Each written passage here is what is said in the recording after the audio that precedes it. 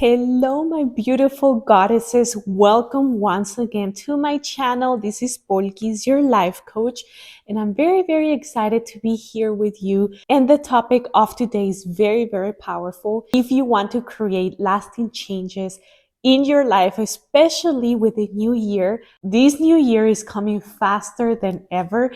And I want you to be equipped and prepared to start changing your life, the things that you want to accomplish in leveling up in all areas of your life, because you truly have the choice to do it and the power to do it. It's just that sometimes we forget that we have that internal power to actually change our life, or sometimes we don't know about it. So you cannot be mad for the things that you don't know, but I'm here to tell you that you do have the power.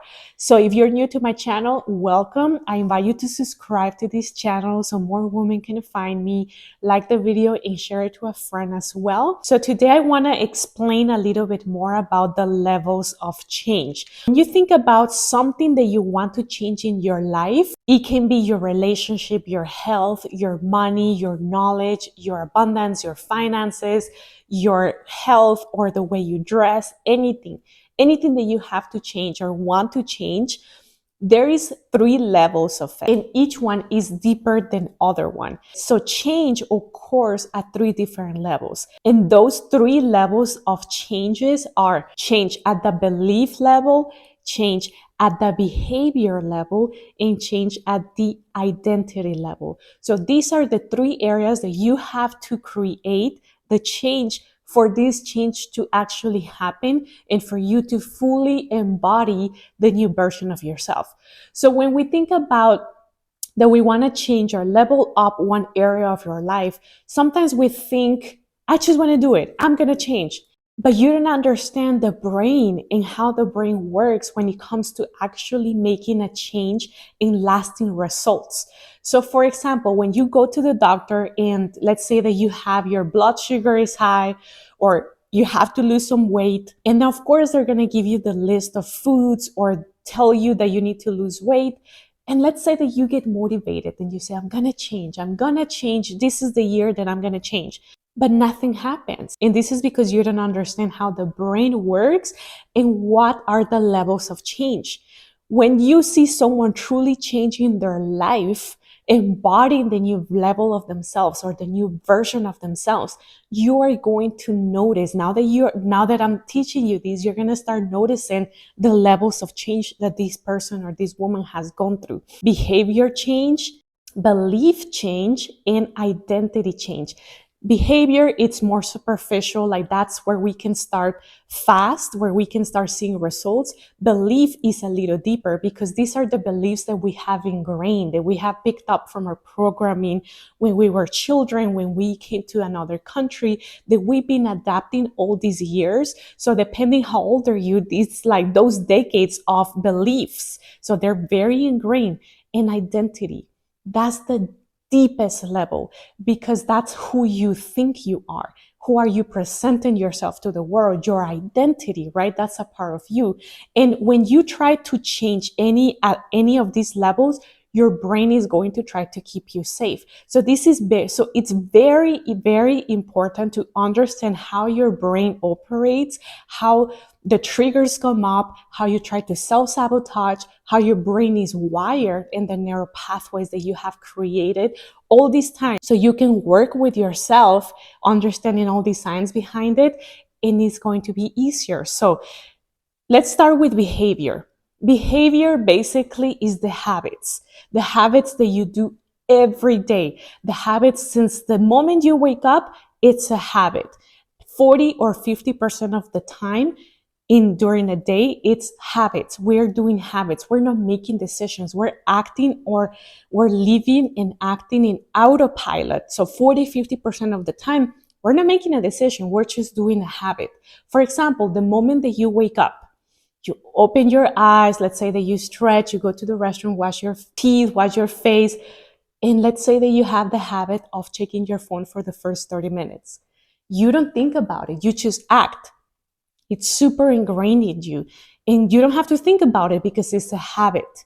So you didn't make a decision, you grab your phone, you just checked, and let's say that there you go, your first awake hour, you spend it checking social media, emails, the news, and now you're ready for the day with that information in your head. So imagine how can you operate when the first thing in the morning you check is the bad news, the bad weather, social media, you get triggered. That's just an example. Imagine you have 24 hours in the day and you are doing all these habits that are super easy ingrained. And habits are beneficial too. There are good habits and bad habits. For example, I have the habit of having a water bottle with me all the time. Wherever I go, I always carry my water bottle, or I have water bottles in the car.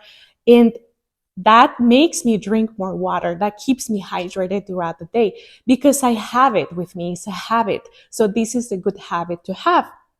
Also, when you drive your car, you don't have to relearn the system or reinvent the wheel every time you grab the wheel and you're ready to drive. You are driving out of habits because now you learn how to drive, you memorize the streets, you memorize how your car works, the rules when you drive. So you don't have to make a decision every turn or as soon as you get in the car.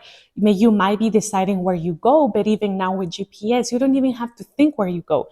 You put it on the GPS, it's your habit of inputting the information there and taking off. So it's beneficial, right? It saves us energy, it saves us time, but also you have to be aware of what habits are you doing every time. Are these good habits? Are these bad habits? So behavior means habits. How are we doing things? 40-50% are habits, right? So you need to be aware of the habits that you're doing right now and ask yourself, are these good habits? Maybe the habits of having something sweet after lunch or dinner, right? Like we all feel that, most of the people feel that like need of having something sweet, like a sweet bite after. Is this true? Like, do you truly need it, or it's just a habit that you have created throughout these decades and now you can't change, or you feel that you can change it? So when we start transforming habits, there is many ways that you can start. And I recommend a few books, Atomic Habits and The Power of Habit. Those are two really good books if you want to go in depth in learning how to change these lasting habits, because if you do it for a little bit, it's not going to stick. We're working with decades of programming, of habitual things that you're doing and repeating every day, every time, multiple times a day. So you need to break that, but you have to be mentally strong as well and make the decision that you're going to change and are going to adapt new habits. So I love to always run kind of like a scan before the year starts. We're talking about next year, 2024. I don't want to start thinking about what things I'm going to change next year. I love to start thinking about these things around this time to entering November. So I love to think about the habits that I want to change and improve, or what habits I need to kind of like start adapting. So right now I have the habit of scrolling like at random times of the day. For example, in the afternoon, I will scroll for 20 minutes, but I didn't need to scroll 20 minutes, right? It's just like instant gratification. I like to see what's going on. I'm setting boundaries around the times that I actually go on social media, and I just post the content because I actually need to post content. So I'm building the habit of going in there, posting the video, but do not check other, feed until I have accomplished something during the day. So approximately 5 years ago or 4 years ago, I started a new habit of not checking my phone as soon as I wake up. I do not open social media, my emails, until I have worked out, journal, or meditated, or had my coffee by myself, or planned my week. And this is something that I have created. For example, if I want to record my workout at 5 a.m., I record it with my camera, but I won't post it until later. And if I absolutely have to post it right there at 5 a.m., I post it, but I do not engage with the actual feed. I just go post it and get out. So this is a habit that has make my mornings very more successful, because I do not spend my first awake hour. That's when your brain is at an alpha mode, and this is where you can start adapting or creating new neural pathways in your brain.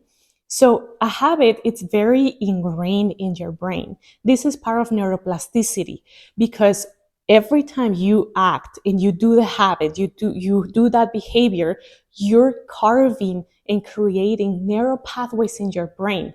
So repetition, imagine all these decades of repetition and doing the same habits, doing the same thing. Now there is set neural pathways in your brain. But the beauty of the brain is that you have the possibility through neuroplasticity to create new neural pathways. And how do we do that? By changing the habits, repeating the new things that you want to do. The first thing is that you started repeating those habits, but now you have the power to do a different thing. So you used to sleep in until 8 a.m. and now you want to work out in the morning, wake up earlier to get more time out of the day, or have some time alone. Then you will need to start waking up earlier, maybe 30 minutes or an hour earlier.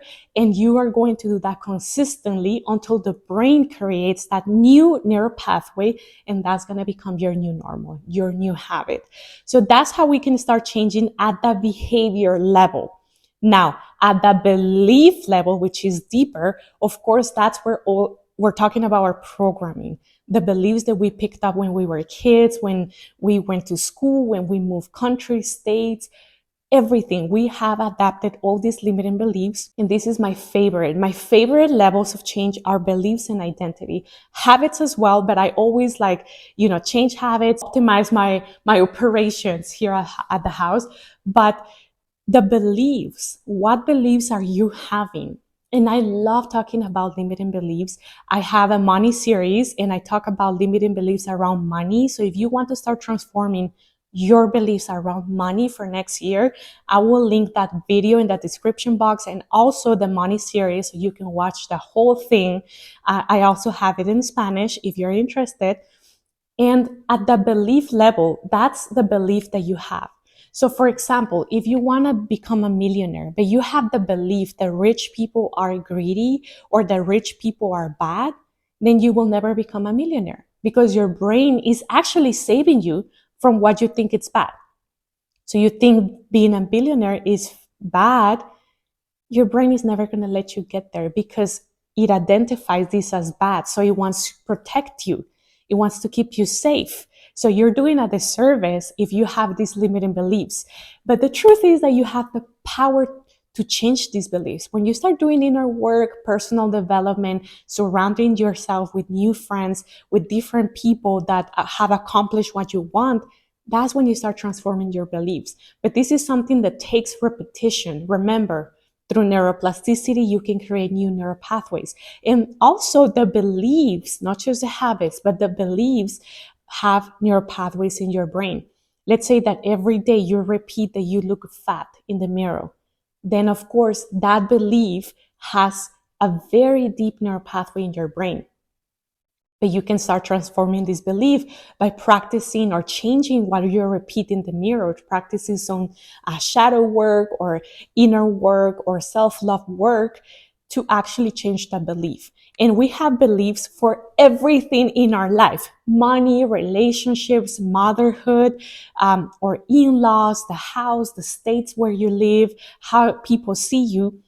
So there is a lot of inner work, and people do not want to do their inner work anymore because they are very distracted, especially with everything that is happening in the world, social media, all these TV shows, TikTok.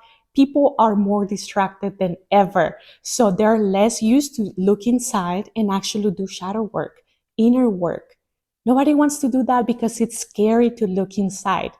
And that's something that you have on your advantage. When you awaken consciously and spiritually, you have the power to help other women to be more grounded, to be more down to earth, and truly manifest the life that you want. But also with the information age, with all this information, we have the ability to have videos like these, to have all these audiobooks, sources, mentors, coaches, online courses to truly help you level up and start transforming these beliefs. So that's the level of belief. I'll make probably a deeper, another video where I go deeper into the belief system and also the identity, because these are very, very profound topics and very deep concepts that I want you to understand. But this is like an introduction video or like an overall video of the levels of change. So me as a life coach, how I work with my clients is that we do is that I do transformational coaching. I help them to change their habits and stay committed with it. Another great way that people can change their habits is through having that accountability, somebody that is watching them, somebody that is, guiding them or checking on them.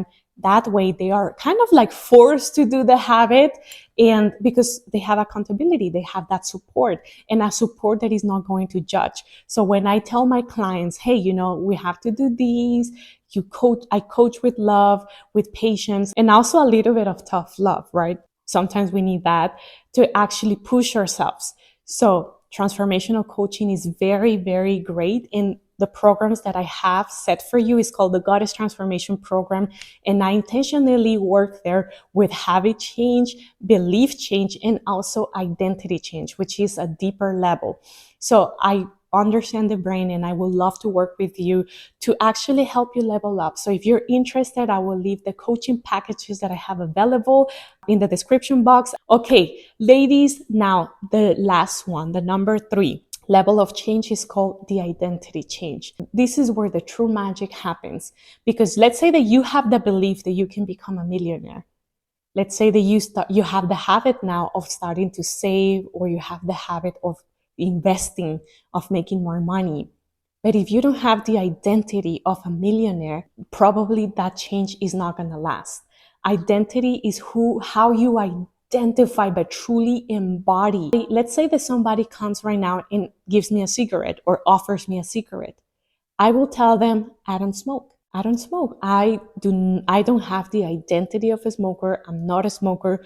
I have the identity of a non-smoker. So that's my identity. So I reject, politely the cigarette. But let's say that I've been smoking for 20 years and I'm trying to quit, trying by habit, right? By behavior, trying to quit. And if somebody comes and offers me the cigarette, I might say, oh no, I'm trying to quit smoking. See, that's just behavior. I'm trying. But an identity is, oh no, thank you, I don't smoke. So you see the difference? One is the change at behavior, where somebody's trying to build up the habit, and the other one is the change at identity. I do not smoke. No, thank you. So truly, what's the hardest one and the deeper one? It's identity. When you start embodying what you preach, when you start embodying the feminine energy, the wifey material, when you start embodying the millionaires, that's where the true change happens. But of course, all 3 have to work together. It's like a synergy. Without the beliefs, you cannot create the behaviors, right? Because if you believe you cannot do it, then you're not going to create the habit. And without habits, you're not going to have results to start embodying the identity. So all 3 work together very, very well to make lasting results. So this was the class for today, my goddess. Thank you for watching. I invite you to please subscribe, send it to a friend, and also add a comment and a like. And I'll leave all the information for my coaching packages, the group coaching, my social media. I also have multiple videos here in English and Spanish where you can keep learning. So thank you very much. I'll see you in the next one. Bye.